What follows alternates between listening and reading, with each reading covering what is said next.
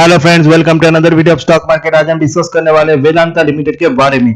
Vedanta limited एक ऐसी company है जो कि मेटल सेक्टर से बिलोंग करता है एंड इनके पास almost all kinds of varieties products है। ये ऑयल में भी है, ये नॉन फेरस फेरस मेटल में भी है एंड माइनिंग में भी है। सो अगर आपको एक ऐसा कंपनी चाहिए जिसमें सभी तरह के मेटल प्रोडक्ट इंक्लूडेड है, वो है वेदांता, जिसमें जिंक, एल्यूमिनियम, निकेल सभी का प्रोडक्शन एंड माइनिंग होता है। आज ये स्टॉक 371 के करीब ट्रेड कर रहा है। रिसेंटली इसने 398 का हाई भी मारा था।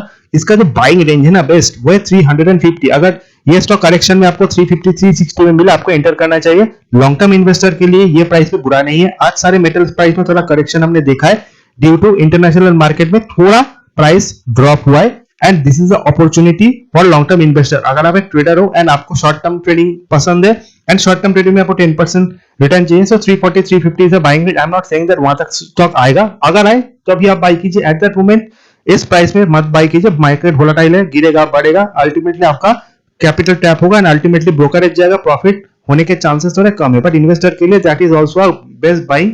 अगर आपको बाई करना, अभी थोड़ा बाई कर सकते हो 350, उसके नीचे थोड़ा बाई कर सकते हो। सो डेफिनेटली कहां पे बॉटम बनेगा कह पाना मुश्किल है, but this is a very good stock.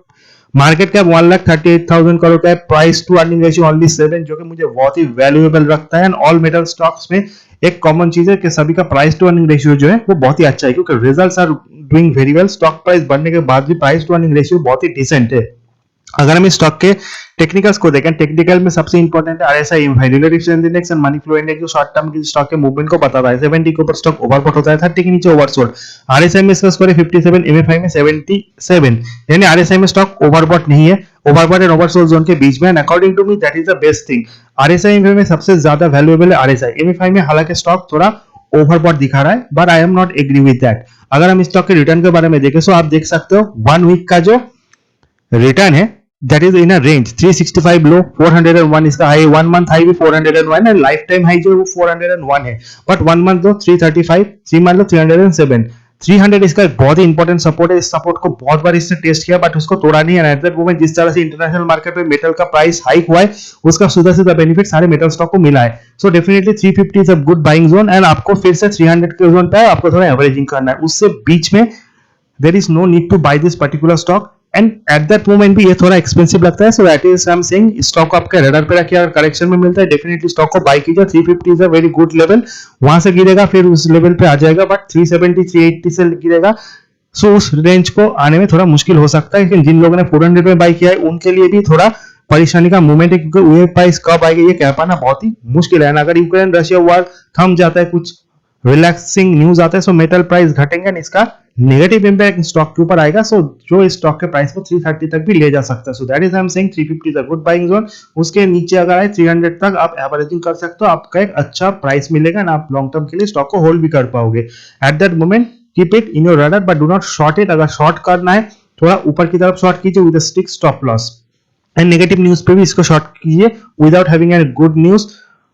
Do not short this particular stock, ये बहुत ही रिस्की हो जाता है। अगर हम इसका 100 से 200 सिंपल एक्सप्रेशन मूविंग एवरेज देखें, सो 313 जो है 200 expression moving average and 340 100 expression moving average है and 50 expression moving average 354। That is I am saying आपको इस रेंज पे बाय करना है बिटवीन 340 एंड 350 एंड उसके नीचे जो बाइंग रेंज जाता है वो है नियर 300।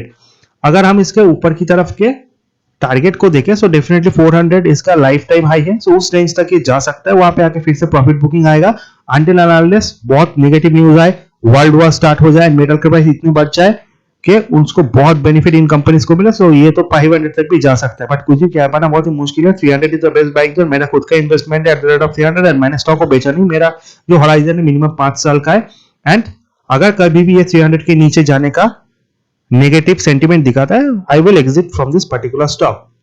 अगर हम स्टॉक के बारे में और इंपॉर्टेंट चीजों को देखें, पीयर्स के साथ कंपेयर करें, जो कि मैंने बहुत बार किया है। पीयर्स में बहुत सारे कंपनीज है जो कि मेटल माइनिंग से बिलोंग करते हैं, but in this particular category Vedanta, Coal India, NMDC are belonging from the same category, जिसमें एनएमडीसी वेदांता का पोर्टफोलियो मोर और लेस सेम है, but Coal India is another company जिसका प्राइस बहुत बढ़ गया है, क्योंकि इंटरनेशनल मार्केट में जो पावर क्राइसिस का दौर चल रहा है, जिस कारण कोल के प्राइस बहुत बढ़ चुके हैं। But I am not recommending to invest in Coal India because बहुत सारे 200 220 के रेंज पे ट्रैप है।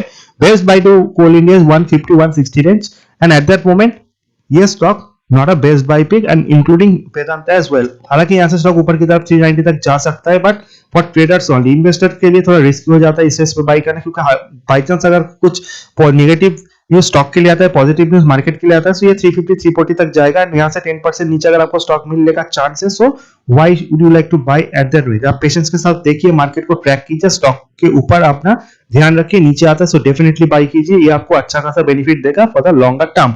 आरओसी भी अच्छा है 19.69 का। अगर हम इसका रिजल्ट को देखें, लास्ट क्वार्टर का रिजल्ट बहुत ही अच्छा है। इन दिस पर्टिकुलर क्वार्टर भी जिस तरह से एल्यूमिनियम प्रोडक्ट्स एंड निकल, जिंक सभी के प्राइस बढ़े, इसका बेनिफिट इनको मिलेगा। सेल्स लास्ट क्वार्टर में जो था वो बहुत ही बड़ा था, यानी 34,000 करोड़ का सेल्स था कंपेयर टू 30,000 करोड़, एंड जो नेट प्रॉफिट था वो भी 4,164 करोड़ था वर्सेस 4,615 करोड़, जिसमें जो प्रॉफिट घटा तो उसके पीछे मेन रीजन था एक्सपेंसेस 20,000 से 23,000 करोड़, यानी सेल्स 4,000 करोड़ बढ़ा है and expenses 3,000 crore. So I hope कि in this particular quarter expenses घटे एंड जो प्राइस हाइक उसका सीधा बेनिफिट इनको मिला एंड जो प्रॉफिटेबिलिटी है वो भी बहुत ऊपर की तरफ जाए। सो ये भी अनदर रीजन है, मेटल स्टॉक में लोग बाइंग तो कर रहे हैं एंड उनको होल्ड भी कर रहे हैं, क्योंकि उनको लगता है नेक्स्ट क्वार्टर रिजल्ट बहुत ही अच्छा आएंगे अगर ये सेंटीमेंट कुछ और टाइम तक कैरी फॉरवर्ड हुआ तो। अगर सबसे लास्ट में शेयर होल्डिंग पैटर्न देखा, आप देख सकते हो प्रोमोटर्स के पास जो है 70% स्टेक है, एफआई के पास 8.69, डीआई के पास 10.84, public holding 10.56। So share holding pattern is good, जहां पे डीआई एफआई सभी के पास सिमिलर स्टेक है, एफआई के पास भी अच्छा स्टेक है, बट आने वाले टाइम में अगर प्रोमोटर्स अपने होल्डिंग को घटाते, जिनके चांसेस थोड़े कम है, तो एफआई अपने स्टेक को बढ़ाएंगे, क्योंकि एक टाइम ये भी आता जब इन्होंने शेयर मार्केट से एग्जिट होने का फैसला लिया था, यानी इनके जो एग्जिस्टिंग शेयर होल्डर है उनसे सारे स्टॉक बाय करने का एक प्रपोजल भी आता, बट वो एग्जीक्यूट नहीं हो पाया, क्योंकि उस टाइम 100 के करीब वेदांता का प्राइस चल रहा था, at that moment in this particular price I don't think so company is agree to do it again. So ये था वेदांता का एनालिसिस। लॉन्ग टर्म इन्वेस्टर के लिए अभी भी ये स्टॉक बहुत ही सेफ है, थोड़ा नीचे बाय किया तो और भी अच्छा है। वीडियो इन्फॉर्मेटिव अच्छा लगे चैनल को लाइक सब्सक्राइब करना बिल्कुल मत भूलिए। See you in the next video, till then good bye.